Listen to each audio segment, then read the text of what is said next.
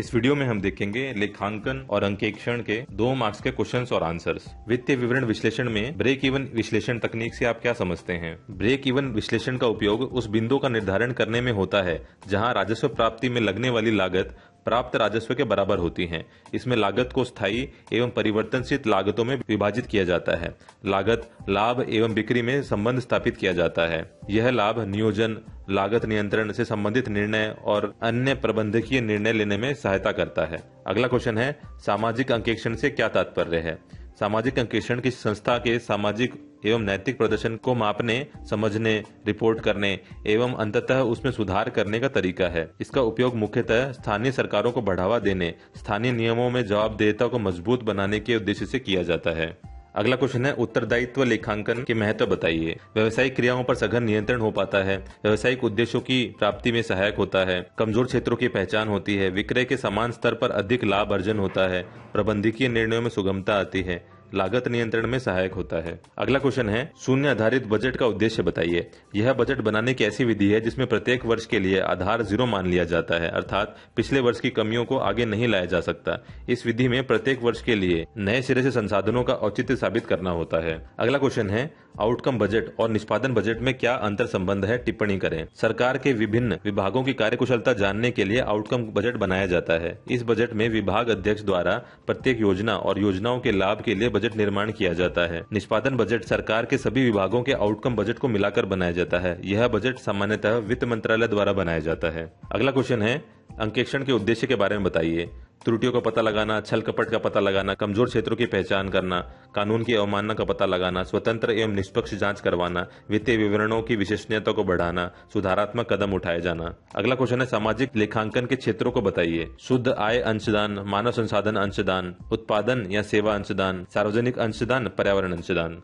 उत्तरदायी लेखांकन की सीमाएं क्या हैं? छोटे व्यवसायों के लिए अनुपयोगी है, केवल उत्पादन वाले व्यवसायों के लिए उपयोगी है, लागू करने की लागत अत्यधिक होती है, एक उत्तरदायित्व की कमी का प्रभाव अगले केंद्र पर हो सकता है। सामाजिक अंकेक्षण की सीमाएं बताइए। लोगों की मानसिकता और अनभिज्ञता, किसी भी विधिक कार्यवाही का अभाव, तकनीक एवं प्रबंधकीय क्षमता का अभाव, राजनीतिक एवं नौकरशाही इच्छा शक्ति का अभाव, जागरूकता का अभाव, पदाधिकारियों का स्थानांतरण लगातार होना, बैठकों एवं अनुवर्तित जांचों का आयोजन समय पर नहीं होना। अगला क्वेश्चन है, दक्षता अंकेक्षण से आप क्या समझते हैं? दक्षता अंकेक्षण के अंतर्गत कंपनी व्यवसाय द्वारा कार्य संपादन के लिए बनाए गए नियमों के पालन की कार्यकुशलता या दक्षता देखी जाती है। अगला क्वेश्चन है, प्रदर्शन अंकेक्षण से क्या तात्पर्य है? निष्पत्ति या प्रदर्शन अंकेक्षण किसी कंपनी या व्यवसाय के किसी कार्य के आर्थिक परिणामों की विवेचना के लिए किया जाता है। संसाधनों को वित्तीय परिणामों से तुलनात्मक आधार पर विश्लेषित किया जाता है। अगला क्वेश्चन है, सामाजिक लेखांकन के उद्देश्य बताइए। इससे सामाजिक जिम्मेदारी का निर्वहन होता है, सामाजिक कल्याणकारी कार्यों की प्राप्तता की जांच हो पाती है, आर्थिक क्रियाओं का समाज पर क्या प्रभाव पड़ता है जानकारी मिलती है, समाज को व्यावसायिक प्रगति में भागीदार बनाया जाता है, व्यावसायिक उद्देश्यों और सामाजिक उद्देश्यों में सामंजस्य स्थापित किया जाता है। अगला क्वेश्चन है, ऋण समता अनुपात से आप क्या समझते हैं? वित्तीय विवरण विश्लेषण के उपकरण में से अनुपात विश्लेषण के अंतर्गत पूंजी संरचना अनुपात में ऋण समता अनुपात आता है। यह एक अनुपात है जिसमें ऊपर ऋण आता है और नीचे की तरफ अंशधारियों का कोष आता है। ऊपर डेब्ट आता है, नीचे इक्विटी आता है, तभी ये डेब्ट इक्विटी रेशियो बनता है। अगला क्वेश्चन है, लागत अंकेक्षण क्या है? यदि किसी संस्था की लागत की प्रति इकाई की सत्यता की जानकारी, शुद्धता की जानकारी, विश्वसनीयता की जानकारी करनी हो तो ऐसा अंकेक्षण लागत अंकेक्षण कहलाता है। लागत अंकेक्षक ICWAI the institute of cost and work accountant of India का सदस्य होगा। ICWAI को वैधानिक दर्जा 1944 में अधिनियम के रूप में 1959 में अपनाया गया। इसका मुख्यालय कोलकाता में है। सदस्य CMA कॉस्ट मैनेजमेंट अकाउंटेंट कहलाते हैं। इस संस्था का 2013 में नाम परिवर्तित करके ICAI institute for cost accountant of India कर दिया गया। लागत अंकेक्षण की प्रति इकाई की लागत की शुद्धता के साथ साथ आगामी वर्षों के लिए विक्रय का पूर्वानुमान, लाभों का पूर्वानुमान और लागत संबंधी बजट बनाने के लिए उपयोगी है। अगला क्वेश्चन है, लेखांकन की द्विपक्षीय अवधारणा को समझाइए।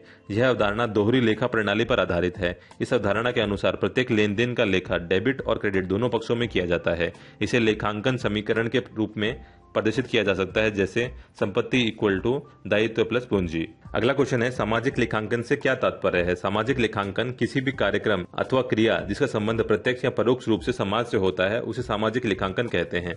अगला क्वेश्चन है, वित्तीय विश्लेषण की प्रमुख तकनीकों का उल्लेख कीजिए।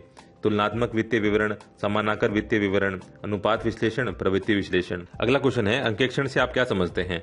अंकेक्षण वह प्रक्रिया है जिसके द्वारा खातों में लिखी गई प्रविष्टियों की सत्यता, शुद्धता एवं प्रामाणिकता की जांच की जाती है। यह कार्य भारत में ICAI institute of chartered accountants in India करता है।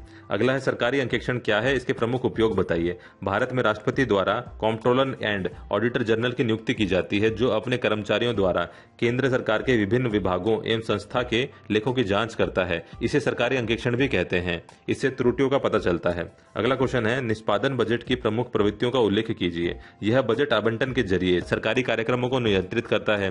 संसाधनों की अपेक्षा साध्य पर ध्यान दिया जाता है। अधिक प्रयास उपलब्धि पर रहता है। अगला क्वेश्चन है दोहरा लेखा प्रणाली एवं इसकी विसंगतियों का उल्लेख कीजिए। दोहरा लेखा प्रणाली के अंतर्गत प्रत्येक बिजनेस लेन देन को खाता बही में दो जगह डेबिट और क्रेडिट पक्ष में लिखा जाता है। इसकी प्रमुख विसंगति है कि यह महंगी और मुश्किल पद्धति है। अगला क्वेश्चन है प्रबंधकीय लेखांकन क्या है। प्रबंधकीय लेखांकन ऐसी तकनीक एवं पद्धति है जो वित्तीय लेखांकन के आधार पर प्रबंधन को प्रभावकारी नियंत्रण करने में सहायता पहुंचाने के उद्देश्य से महत्वपूर्ण सूचनाएं उपलब्ध कराती है।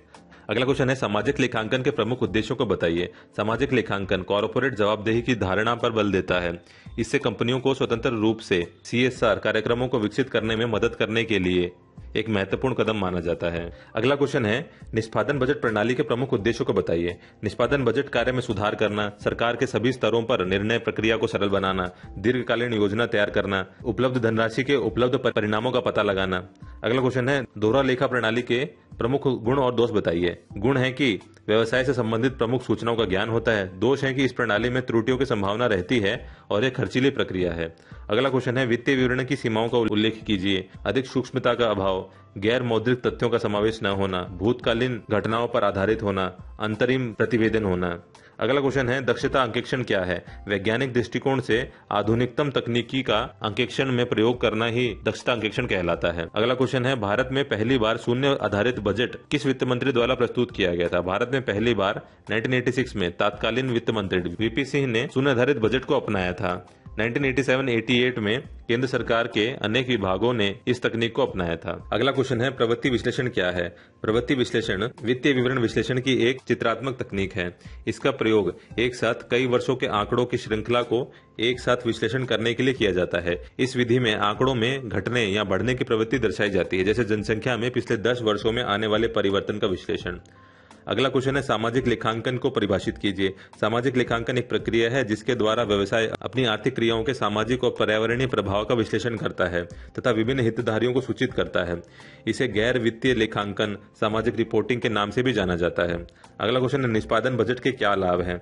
बजट निर्माण में पारदर्शिता आती है, प्रत्येक व्यय का उद्देश्य स्पष्ट हो जाता है, विभागों की कार्यकुशलता सुधरती है, कोष आवंटन सरल एवं प्रभावी हो जाता है। अगला क्वेश्चन है उत्तरदायित्व केंद्रों के नाम लिखिए। उत्तरदायित्व केंद्र मुख्य रूप से निम्न प्रकार के होते हैं। लागत केंद्र, लाभ केंद्र या राजस्व केंद्र, निवेश केंद्र। सरकारी अंकेक्षण की आवश्यकता को बताइए। सरकार द्वारा प्रशासनिक एवं कल्याणकारी कार्यों के लिए करदाताओं जनता के धनों का उपयोग करती है, अतः सरकारी खर्चों में पारदर्शिता लाने एवं उत्तरदायित्व सुनिश्चित करने की आवश्यकता होती है। अतः सरकारी अंकेक्षण आवश्यक है जिससे यह सुनिश्चित हो सके कि जनता का धन कुशलता एवं मितव्ययता के साथ उपयोग किया गया है या नहीं।